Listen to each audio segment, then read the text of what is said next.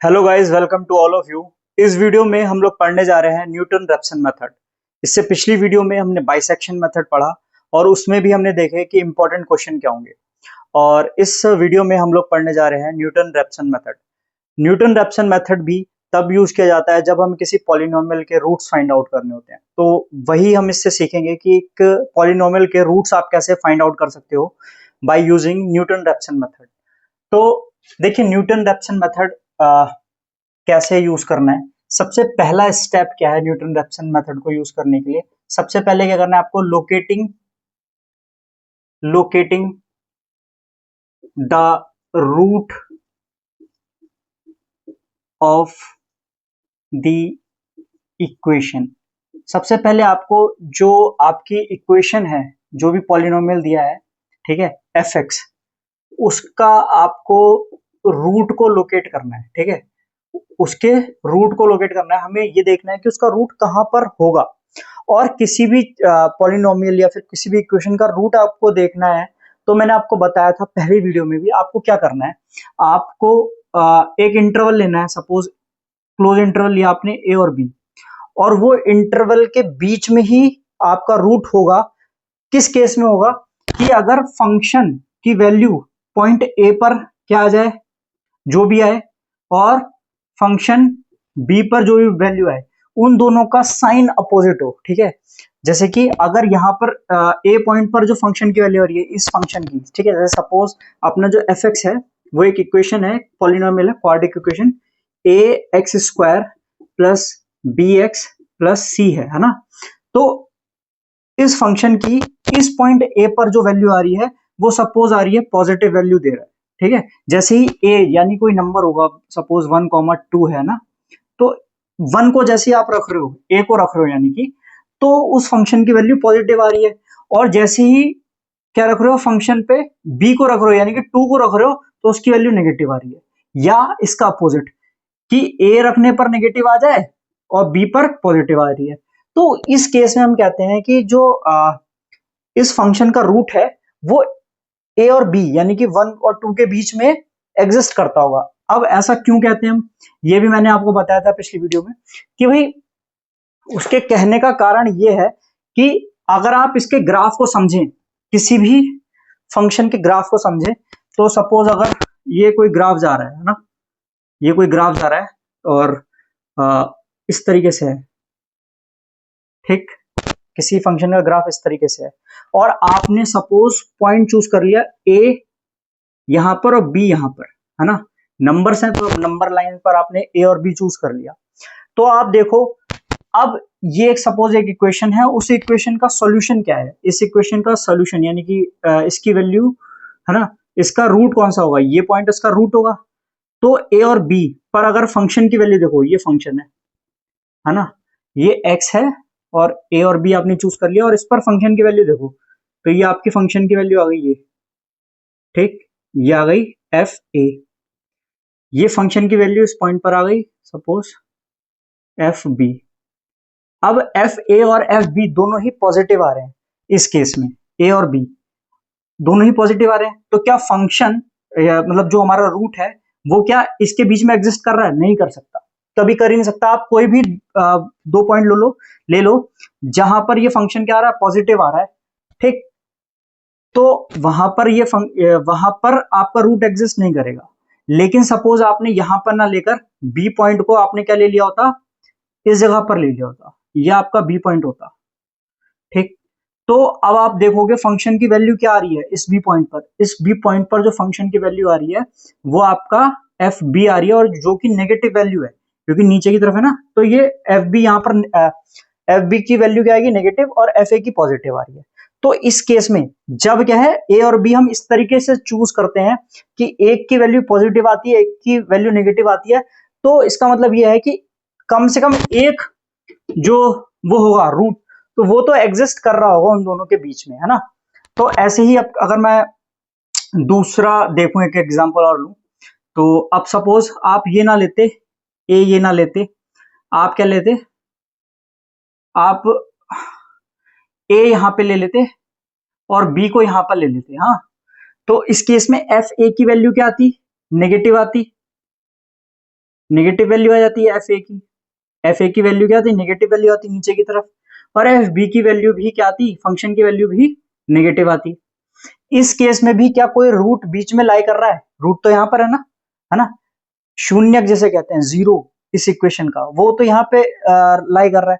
तो इसका मतलब क्या है, फंक्शन मतलब रूट इस इंटरवल में नहीं है।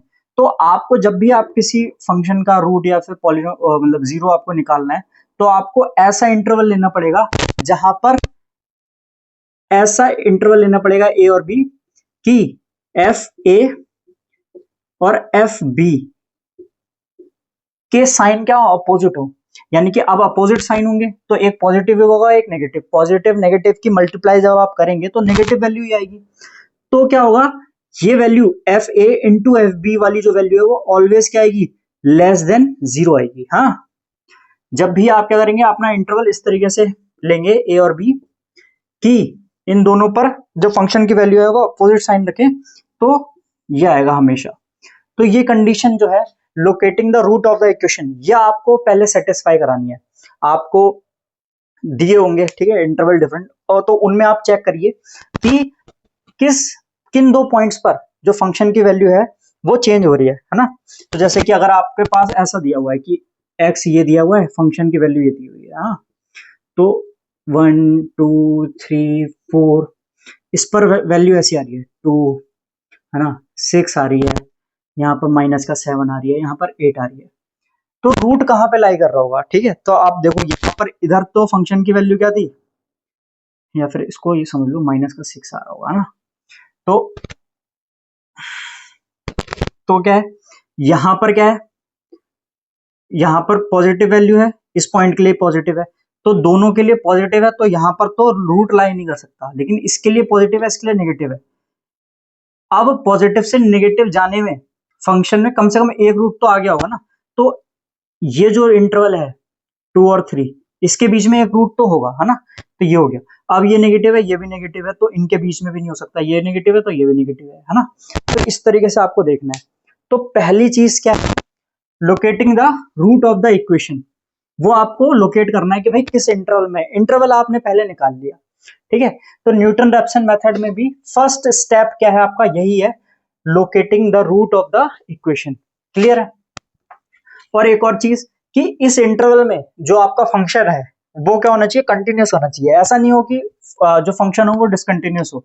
सपोज ये आपका क्या है, फंक्शन है, तो ऐसा ना हो कि आपने ए और बी के बीच में आपने लिया और फंक्शन ऐसा आ रहा हो कि भाई ऐसा आया ये और ये, हाँ, तो अब तो ये काटेगा ही नहीं ना, डिसकंटिन्यूस फंक्शन है, तो ये तो इसको इंटरसेक्ट ही नहीं करेगा। तो इसलिए फंक्शन भी आपका कंटिन्यूस होना चाहिए, ऐसा ना हो कि कहीं डिसकंटिन्यू हो रहा हो आपका फंक्शन। ठीक, ये दो बात हो गई, एक तो इस कंडीशन को सेटिस्फाई करना चाहिए, दूसरा कि F x must be continuous in इस जो इंटरवल है इसमें कंटिन्यूस होना चाहिए। क्लियर है बात। इसके बाद बात आती है पॉइंट 2 की। ये तो स्टेप 1 हो गया कि हमने भाई लोकेट कर लिया कि हमारा रूट किस इंटरवल के बीच में है। उसके बाद क्या करना है, उसके बाद हमें निकालना है इनिशियल गैस वैल्यू, ठीक है। इनिशियल गॉस वैल्यू जो है आपकी, वो आप फाइंड आउट करोगे। तो वो आप कैसे करोगे वो देखते हैं। हाँ, तो स्टेप 2 जो है इसका, स्टेप 2 जो है वो क्या है, फाइंडिंग द इनिशियल,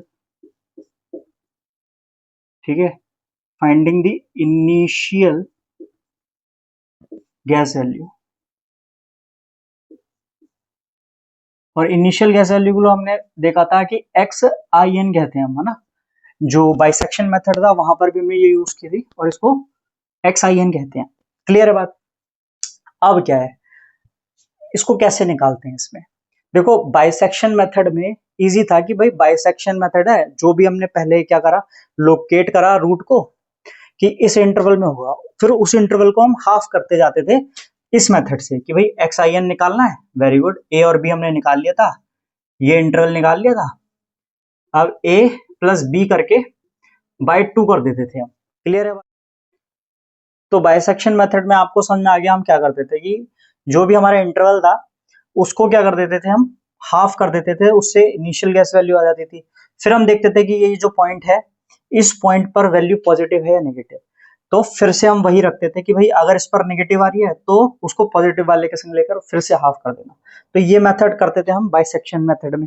लेकिन ये बाइसेक्शन मेथड नहीं है तो इसमें डिफरेंट आएगा, ठीक है उससे।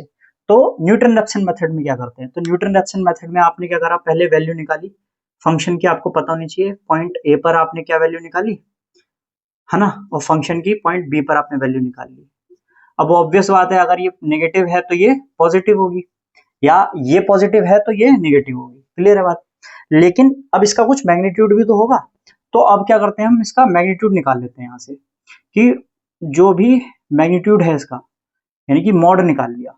तो अब ये एक वैल्यू है, ये क्या है, एक वैल्यू है, सम वैल्यू है, सम एक नंबर है ना, है ना, कोई नंबर होगा, सपोज कोई भी एक नंबर ले लो यार बड़ा सा, जैसे कि p है ना, p वैल्यू है, और इसकी जो वैल्यू आ रही है फंक्शन की पॉइंट b पर, वो भी कोई नंबर ही आएगा, है ना, जैसे कि यहाँ पे 4 5 6 कुछ भी आ सकता है, यहाँ पर भी कोई नंबर आ सकता है, तो सपोज यहाँ पर आपका q आ रहा है, ठीक है।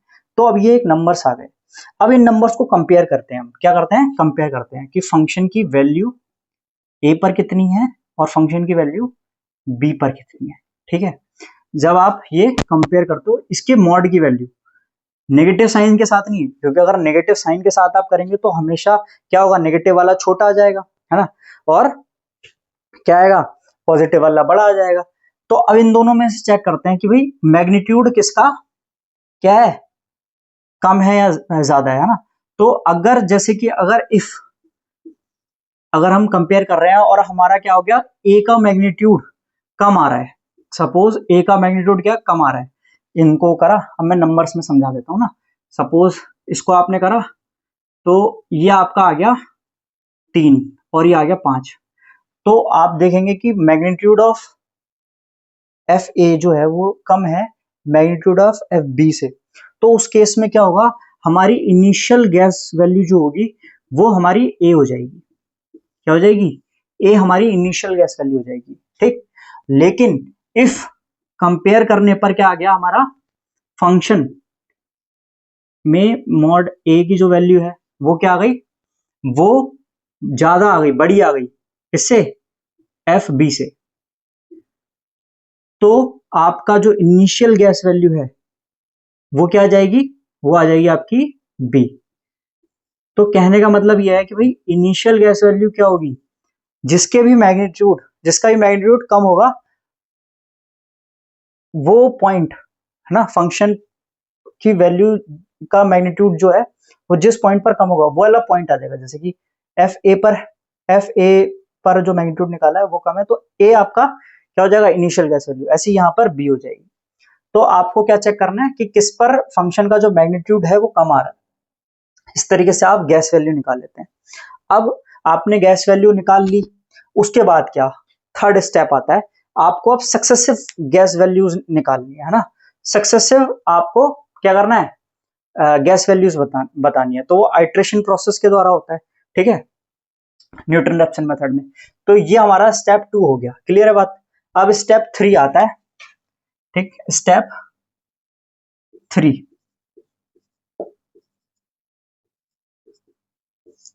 क्या, finding the successive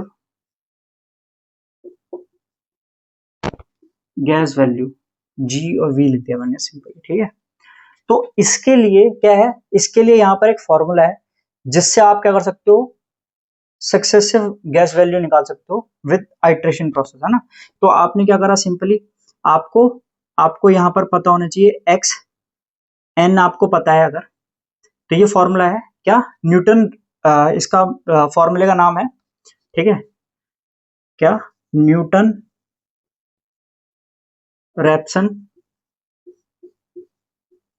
Newton Raphson, ठीक है, न्यूटन रैप्सन आइट्रेशन फॉर्मूला, है ना, ये आपने सिंपली लिख लो और याद कर लो, क्योंकि इसी से आपको बताना है। तो एक्स एन पता है आपको, एक्स एन प्लस वन आपको मिल जाएगा अगर आपको पता है एक्स एन पर वैल्यू क्या है, माइनस फंक्शन की वैल्यू क्या है, ठीक, एक्स एन पर, और फंक्शन के डेरिवेटिव की क्या वैल्यू है एक्स एन पर, ठीक है, यही होता है शायद, अगर मैं सही हूं तो, हाँ, तो यही होता है। इसमें आपको क्या करना है, ठीक, तो ये आपको फॉर्मूला याद होना चाहिए। अब इसमें क्या है, इसमें एन की वैल्यू जो होती है वो जीरो से चालू होकर 1 2 3 इस तरीके से बढ़ती है 4, ठीक है, एन तक। अगर आप यहाँ पर जीरो रखते हो तो यहाँ पर क्या आएगा, एन की जगह पर आपने अगर जीरो रखा तो ये बन जाएगा 1 बचेगा, और यहाँ पर आएगा एक्स जीरो माइनस फंक्शन की वैल्यू किस पे, एक्स जीरो पर, और फंक्शन के डेरिवेटिव की वैल्यू एक्स जीरो पर। अब एक्स जीरो क्या है, जो हमने यहाँ पर ये जो निकाली है ना वैल्यू, इनिशियल गैस वैल्यू जो हमारी, वही एक्स एन है, मतलब इनिशियल है ना, तो एक्स जीरो है, यही क्या हमारी एक्स जीरो होगी। तो सिंपल ही बात है, हमने यहां से कंपेयर करके एक्स जीरो निकाल लिया और एक्स जीरो को यहां पे रख दिया। अब फंक्शन आपको पता होगा क्या दिया हुआ है, जैसे कि सपोज मैंने कहा एग्जांपल लिया, आपको फंक्शन दिया है क्या, a x square plus b x plus c दिया है ना। तो इस पर आप क्या करोगे, फंक्शन पर जो इनिशियल गैस वैल्यू है वो रखोगे, तो आपको एक्स एफ एक्स जीरो मिल जाएगा, ठीक। एक बार इसका डेरिवेटिव ले लोगे, इसका एफ डैश एक्स निकाल लोगे, तो ये आपको मिलेगा 2ax प्लस बी मिल जाएगा। तो इस पर भी आप इसकी क्या निकाल सकते हो, वैल्यू निकाल सकते हो, एक्स जीरो की वैल्यू रखकर, और उसको इस फॉर्मूले में पुट कर दो, क्योंकि इस फॉर्मूले में रखने के लिए तो हम पे सब कुछ है ना। जब मैं एन बराबर जीरो ले रहा हूं, एन बराबर जीरो ले लिया, यहाँ पर एन बराबर जीरो से स्टार्ट कर दिया, तो लिया, तो ये वैल्यू मिल जाएगी, ये वैल्यू मिल जाएगी, ये पता ही है यहां से, तो क्या होगा, एक्स वन मिल जाएगा। अब आपको एक्स वन मिल गया, तो अब आप क्या करोगे, नेक्स्ट स्टेप में एन बराबर वन रख दो, तो आपको क्या मिलेगा, एक्स टू मिल जाएगा, वन प्लस वन हो जाएगा टू, ठीक। और यहां पर क्या आएगा, एक्स वन आ जाएगा माइनस फंक्शन की वैल्यू एक्स वन पर, जो कि आपने यहां से निकाला है, ठीक, डिवाइड बाय डेरिवेटिव की वैल्यू एक्स वन पर, ठीक है। तो इस तरीके से आपको एक्स टू भी मिल जाएगा। अब ये क्या है, ये थी हमारी इनिशियल गैस वैल्यू, ये जो वैल्यू आ रही है, ये या ये में से जो भी आएगी वो आपकी इनिशियल गैस वैल्यू होगी। ये जो आएगी ये क्या है, gas value after first iteration, इसको क्या कहेंगे, gas value after after first iteration, ठीक है, इस प्रोसेस को क्या कहते हैं, आइट्रेशन प्रोसेस। तो ये क्या है, gas value after first iteration, ये क्या है, gas value after second iteration, है ना। तो आपको कई बार क्या होता है, क्योंकि ये वैल्यूज तो आती रहेंगी, तो आपको कई बार क्या कहेगा, आपको पर्टिकुलर कहेगा कि भाई इतने आइट्रेशन के बाद आपकी गैस वैल्यू क्या आ रही होगी ये बताओ, तो आप बता सकते हो, ठीक, क्योंकि आप और क्लोज हो जाते जाओगे रूट के, ठीक है यहां तक। तो इस तरीके से आप इसको सॉल्व करेंगे। अब क्या है, इसमें भी क्या है, दिस आइट्रेशन अब आप करते जा रहे हो, अगर सपोज आप कॉपी पे नहीं कर रहे हो, और ये प्रोसेस तो बहुत आगे तक जाती रहेंगी, क्योंकि मोस्टली जो हम न्यूमेरिकल मेथड का यूज करते हैं, इन मेथड्स का यूज करते हैं, वो कंप्यूटेशनल फिजिक्स में करते हैं, और कंप्यूटर हमारा इसका यूज करता है। तो हमारा कंप्यूटर, क्योंकि हमारे पास तो लिमिट है पेजेस की और समय की, तो हम तो कुछ पर्टिकुलर आइट्रेशन ही परफॉर्म करेंगे, लेकिन हमारा जो कंप्यूटर है वो हजारों लाखों आइट्रेशन भी कर सकता है। तो उस केस में जो कंप्यूटर है वो कब तक ये आइट्रेशंस कर रहा है, ठीक है, तो वो हम देख सकते हैं कि ये आइट्रेशन प्रोसेस कब कंप्लीट होगी। तो एक बार देख लेते हैं।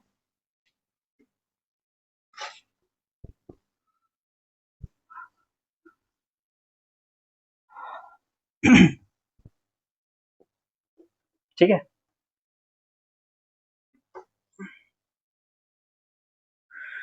तो इसमें क्या है, this iteration process will be continue, ठीक है, this iteration process will be continue till, कब तक ये प्रोसेस कंटिन्यू रहेगी, जब तक आपका xn+1 लगभग बराबर ना आ जाए xn के, ठीक है। यानी कि जो आप गैस वैल्यूज निकाल रहे हो दो, जैसे कि आपने 1 निकाली, इसको n, ठीक है, ये आपकी n हो गई, तो ये n+1 होगी ना। तो ये जो दो आइट्रेशन प्रोसेस है वो लगभग लगभग बराबर ना जाए, और इनको आप बराबर कब तक कहोगे, जब तक ये मतलब दशमलव के बाद 3 स्थान तक नंबर सेम ना है। जैसे कि आपकी xn की वैल्यू सपोज आई 2.52689, ठीक, तो xn+1 की वैल्यू क्या आनी चाहिए आपकी 2.52673। अब क्या है, दशमलव के 3 स्थान तक क्या है, एक्यूरेसी आ गई ना, तो यहां तक हम परफॉर्म करते हैं। और ये क्या है, कंप्यूटर तो और भी एक्यूरेसी परफॉर्म कर सकता है, लेकिन हम लोग अगर जैसे आपको पर्टिकुलरली ना बताया जाए कि आपको कितने आइट्रेशन प्रोसेस करने हैं, अगर आप वैसे मोस्टली तो आपको बताएंगे कि भाई इतने आइट्रेशन कर दो, है ना, इतने आइट्रेशन वैल्यू तक आपको करना है। जैसे फर्स्ट आइट्रेशन ये करा आपने, सेकंड आइट्रेशन, उसने कहा 5 आइट्रेशन तक कर दो, तो आपको x5 की वैल्यू निकालनी पड़ेगी, ठीक है। और अगर उन्होंने कहा ही नहीं भाई कितने आइट्रेशन प्रोसेस, तो आपको 3 दशमलव के बाद 3 स्थान तक, आइडियली 3 स्थान तक आपको करना चाहिए, ताकि जो रिजल्ट आए ये एक्यूरेसी मानी जाती है, ठीक है। ठीक, तो इस तरीके से आप क्या कर सकते हो, न्यूटन रैप्सन मेथड से कोई भी क्वेश्चन सॉल्व कर सकते हो। अब क्या है, नेक्स्ट वीडियो में हम न्यूमेरिकल्स करेंगे न्यूटन रैप्सन मेथड पर बेस्ड। तो इस वीडियो में इतना ही। अगर आपको वीडियो अच्छी लगी हो तो लाइक और सब्सक्राइब कर दीजिए, और चैनल को जरूर सब्सक्राइब करके अपने दोस्तों के साथ शेयर कीजिए। Thank you so much for watching. Thank you.